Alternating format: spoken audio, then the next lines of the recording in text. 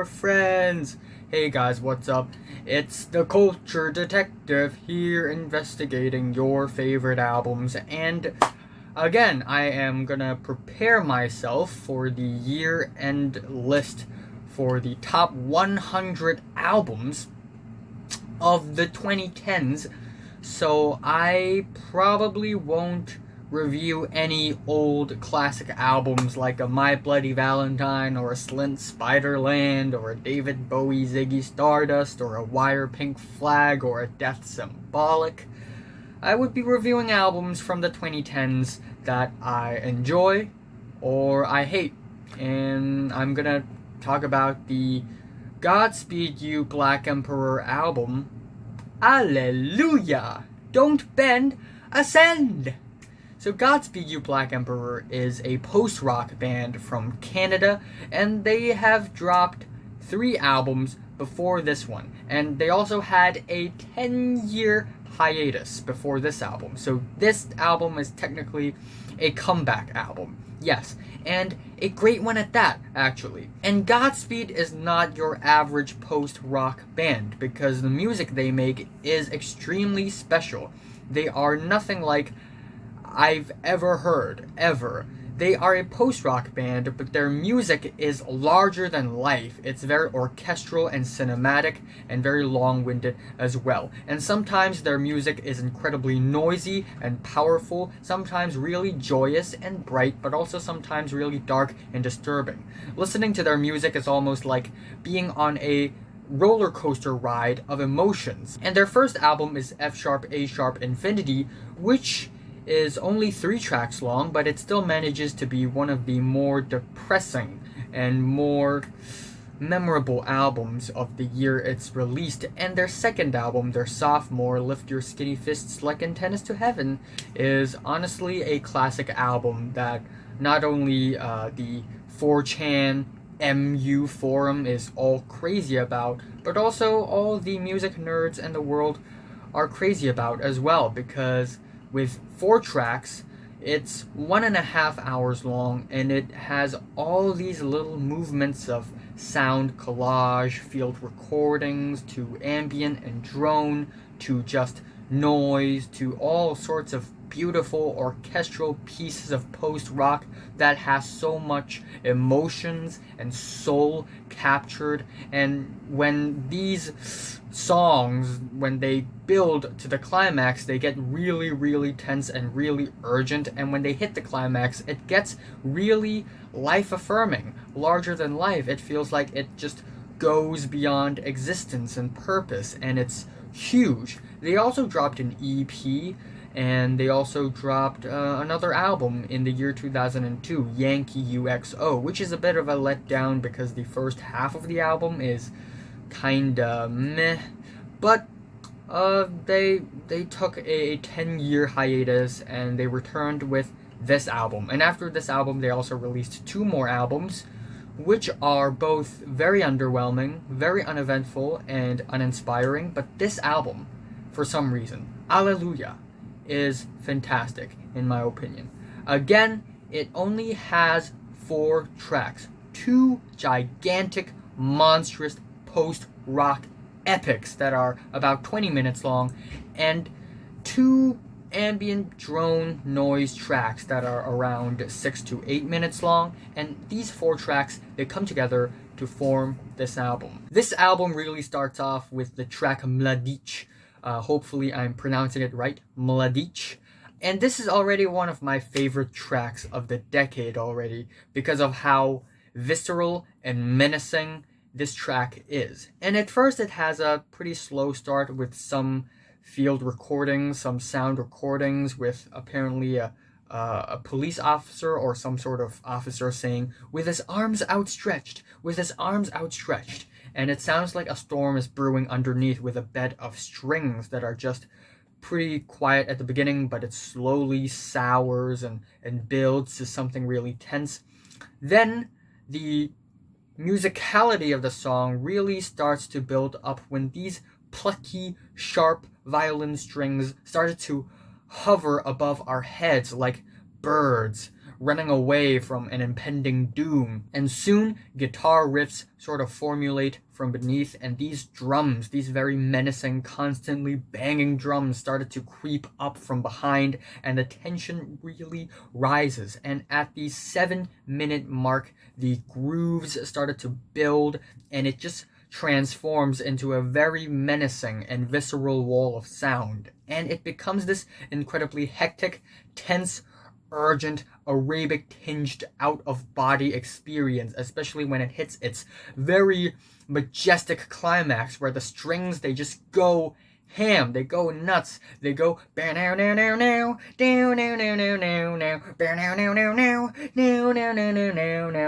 the drums, they sort of skip a little bit, and they are just fantastic. They're kind of marchy and kind of skippy at the same time, and the drums are sort of like bum bum bum bum bum bum bum bum, and the drums, the strings, the guitars, they're all very menacing, very visceral, very powerful, very scary indeed, and it's honestly one of the best moments musically in the 2010s, in my opinion. It's just larger than life. And then at the 12-minute mark, suddenly we get these very dark and odd guitar riffs, and the song starts to slow down, it starts to drag down, but it becomes even weirder and more powerful even. At the 17-minute mark, suddenly we are plunged into all these high-speed, just sputtering hi-hats, and then it just builds to a very triumphant and menacing ending that is incredibly noisy, and we just get hit with a roller coaster of swirly instrumentals that ends off the track really climactically and really well. And Mladic is a great track. It's definitely gonna end up in my top 50 tracks of the decade. Yeah. Anyway, the song kind of ends off with these noisy percussions. That doesn't feel like it's a part of the song. It feels like more of a sample, more of a field recording.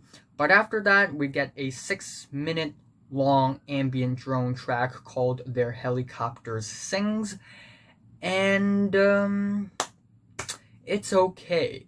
I think musically, it's actually pretty great. It's a pretty unsettling drone track with all these intertwining strings that are very dissonant, and it sounds like they're tuning, like before an orchestral concert starts.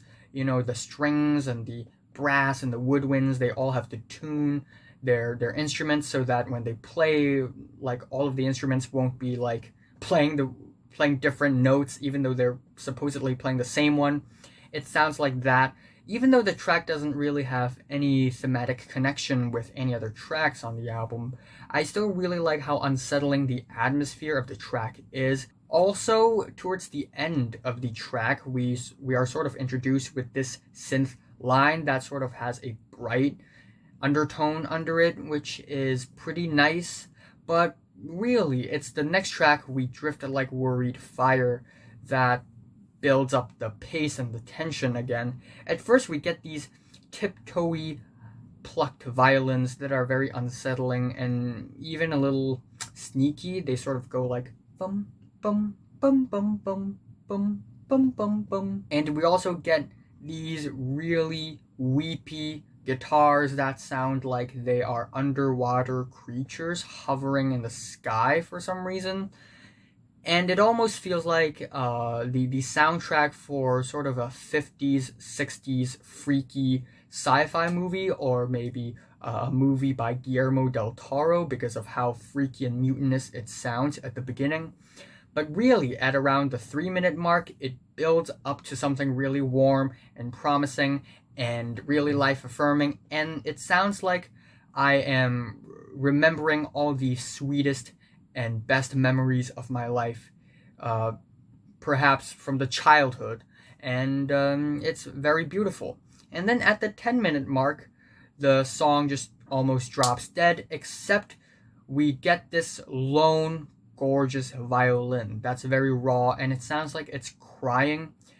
And then at 11:30, we start to enter the second half of the track, where all the instrumentations, they just turn dark and sour and unsettling. We get these constantly stomping percussions in the back, and we get this really weird metallic percussion that I can't really describe. It's very machinery-like, and it's sort of just sputtering and flanging and flimming and flamangering and flatambatizing and anyway, at the 15-minute mark, just when you think the instrumentals are getting just darker and more downtrodden, suddenly we are introduced to a very solid drum beat, and it builds to another really inspiring, harmonious, and larger than life and uplifting movement that is incredibly loud and joyous. And at around the 18-minute mark, the chords, they sort of descend again, and it sort of mutates into this really odd and strange groove that's constantly switching from major and minor chords. But even though it sounds like it's completely out of control, especially for the drums, it sounds like they're incredibly irregular, you can still sort of see patterns and order underneath all these chaos. But yeah, overall, I think We Drift Like Worried Fire is also an incredibly great track. I like Mladic a little better though, but still, all these different instrumentations, the tension, the climax, it's all very powerful and something that I'm really impressed with. And the album sort of ends off with another ambient drone piece called Strung Like Lights at the Pretemps Arable. And I like this track more than the second track, in that this track has more progression and dynamic, and the layer of sounds here sound even more solid and reinforced, which I really like.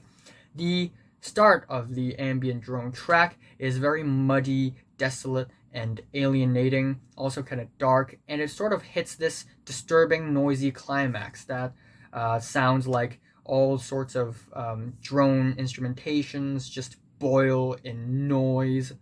And the ending, it sort of fizzles out, which is a little disappointing, but still, just the two giant tracks on this album alone really makes this album a spectacular album. It's breathtaking, it's cinematic, it's theatrical, and it's larger than life, and I really enjoy this album. Yeah, again, not very thematically connected, and I think the ending could have been better. But other than that, I really don't have any complaints with the album. It's pretty solid. It could have been better, and I'm impressed. And again, I also want to point out how funny Godspeed You, Black Emperor names their albums and tracks.